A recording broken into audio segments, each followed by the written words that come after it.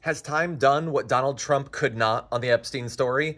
Potentially. It looks like some people are losing interest. And I don't think it's because of the reasons Donald Trump would have had as the main thrust of the cover-up, talking about Obama and Russiagate, talking about Bill and Hillary or whatever, talking about Beyonce and Oprah, or even, federally taking over D.C. and announcing that martial law could be coming to more and more cities and states around the country.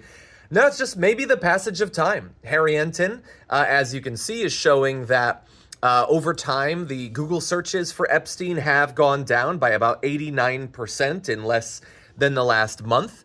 And Donald Trump's approval rating is higher than it was at the same point in his first term. Now, it's been trending down, but that doesn't necessarily mean that it's the Epstein story that's doing it. There's all sorts of reasons that people could be losing, approval for Donald Trump. But Republicans are still at about 90% for him. And so it looks like maybe what kind of has to happen, no matter how big a story is, you will eventually move on a bit. It might be happening with the Epstein thing. And why wouldn't the searches for Epstein be down? Nothing's basically happened except for, Donald Trump moving Ghislaine Maxwell to a plush 4-star resort. That's definitely happened. And other than that, he's refused to answer questions about it. They haven't released the documents. And yeah, that's pretty much what's going on.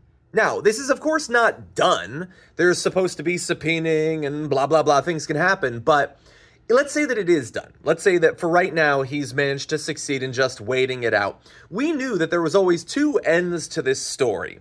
One, that the pressure on Donald Trump, especially for MAGA, because he doesn't care about the rest of us, is so big that he has to release the documents, which, because of how long he's waited, has to have just devastating stuff about him. And that would be bad for him. The other potential outcome was always, they never really meant it and they really are in a cult. That it doesn't matter that they spent literally years talking about elite cabals of, billionaires and pedophiles and all that stuff. But they never really meant it. It was always just, I hope we can get the Democrats on this. And when Donald Trump began this transparent cover-up, nobody can claim it's anything other than a cover-up.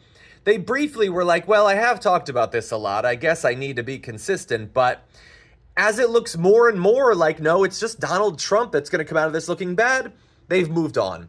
And their media was all complicit. They all bowed down. Charlie Kirk is a member of the Trump administration. There's no independence there. And they don't seem to mind. They don't seem to have an issue with it. And honestly, as sad as that is, as pathetic as that is for the Republican base, it isn't exactly a surprise.